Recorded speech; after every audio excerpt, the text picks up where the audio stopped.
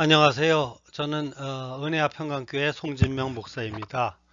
오늘은 신앙으로 나를 채우라라는 제목으로 여러분에게 말씀을 전할까 합니다. 성경 본문은 마태복음 12장 43절에서 45절입니다. 미국의 시인 롱펠러가 시상을 적어놓은 휴지 조각이 자그마치 6,000달러에 팔렸던 적이 있습니다. 단순한 휴지 조각에 불과한 종이에 위대한 시인의 문학성이 더해져서 값이 오른 것입니다.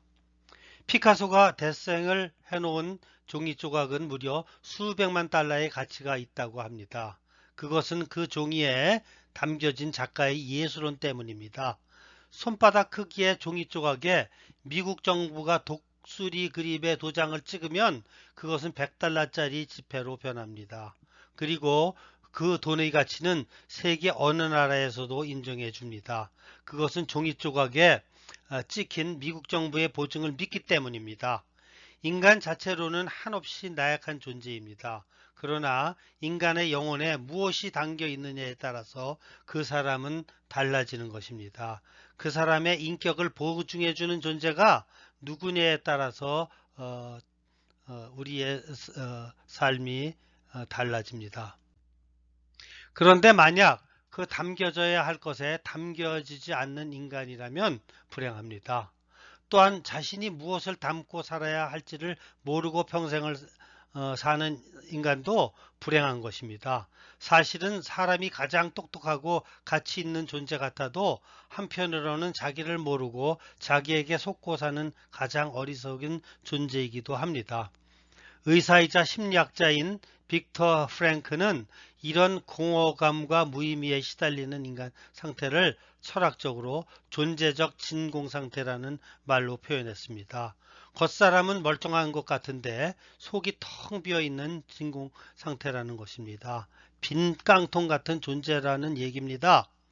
우리 또한 우리 속의 영혼에 무언가를 채워야 하는데 무엇을 채우고 살 것인가가 대단히 중요합니다. 오늘 본문을 보면 우리들에게 주시는 주님의 교훈이 있습니다. 본문의 배경은 이렇습니다.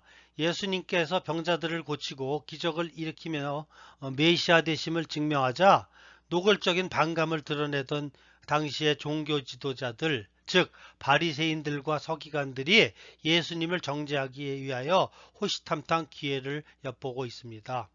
안식일을 준수하느냐 안 하느냐로 부딪혀 시작해서 병자들 고치신 일에 대해서도 귀신 즉 바알세벨의 힘을 빌려서 고쳤다는 등 별의별 모함을 다 하고 모자라서 오늘 본문에 보면 정말 메시아인지 표적을 보여달라는 것입니다.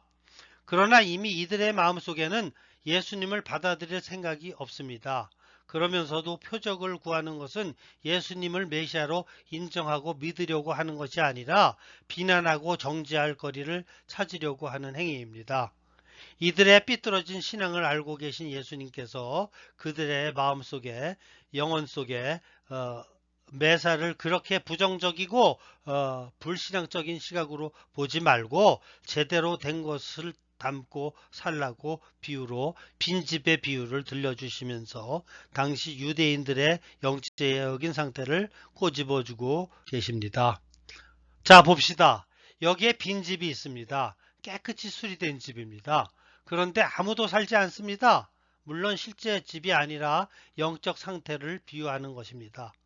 그런데 이 집이 빈 사이에 마귀가 들어와서 자기 집을 만들었다고 이야기합니다.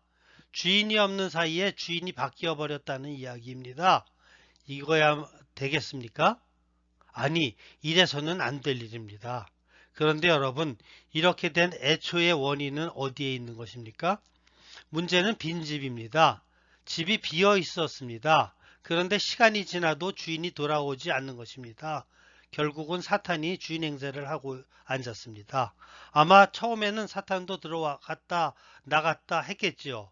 그렇지 않겠습니까? 지나가다가 주인이 없는 집인데 정말 괜찮은 집을 하나 발견했다고 합시다. 처음에는 주인을 불러봅니다. 그런데도 주인이 안 나오면 그날은 잠깐 쉬었다 갑니다. 다음 날에도 와 봅니다. 그런데 역시 주인이 없어요. 그렇게 며칠을 해도 이것이 주인이 없는 집입니다.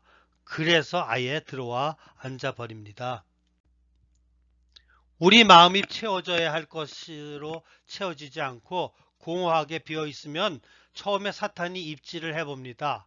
그래도 신앙으로 무장되지 않고 여전히 공허하고 주인이 없는 집처럼 보입니다. 그러면 사탄이 주인으로 자리 잡고 들어와 앉습니다.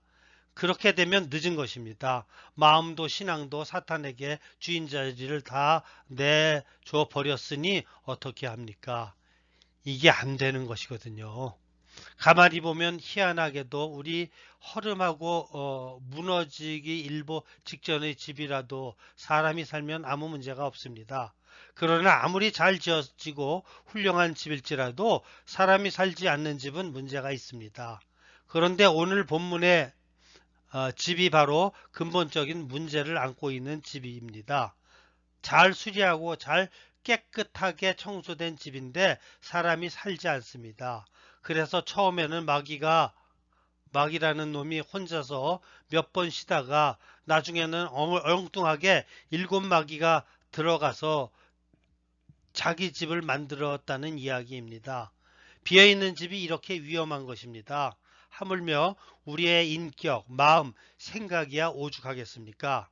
잠깐이라도 비워두면 주인이 바뀌어 버립니다. 진공상태, 이것이 위험한 순간입니다. 사람이 공허하고 허탈해서 진공상태가 되면 그 다음에 오는 것이 무엇인 줄 아십니까? 절망입니다. 빈집은 늘 위험합니다. 마찬가지로 텅 빈 마음, 생각, 신앙도 위험합니다. 이렇게 되면 사탄이 우리에게 들어와서 우리도 모르는 사이에 우리의 주인이 되고 우리를 지배하고 명령하게 됩니다. 그래서 우리의 영은 주님이 지배하지 않으면 그 텅 빈 자리를 사탄이 지배하게 되어 있습니다. 그래서 우리 속마음이 비어 있으면 안 되고 말씀과 성령으로 우리를 채우고 주님을 섬길 때 신앙으로 충만한 생을 살아갈 수 있습니다. 그 속에 하나님의 보증이 찍힌 사람은 고귀한 존재입니다. 하나님의 은혜를 덧입은 인간은 내 속에 나를 비우고 그분을 모셔드리는 사람입니다. 사랑하는 성도 여러분, 사람이 깨끗하고 인품도 쓸만하고 늘 소재된 사람처럼 행위도 도덕적으로 윤리적으로 칭찬받을 만하다고 하고 본받을 만하다고 합시다. 그러나 그렇게 깨끗한 것만 가지고는 안 됩니다. 항상 청소된 것처럼 반짝반짝하고 반질반질한 거 가지고는 안 됩니다. 그 속에 무언가로 채워져 있어야 합니다. 무엇입니까? 하나님으로 채워진 사람이어야 합니다. 예수님으로 가득 찬 사람이어야 합니다. 성령으로 넘치는 신앙인이어야 합니다. 오늘 여러분의 가슴 속에는, 심령 속에는 신앙으로 가득 찬 하나님의 사람들이 되시기를 주님의 이름으로 축원합니다. 아멘.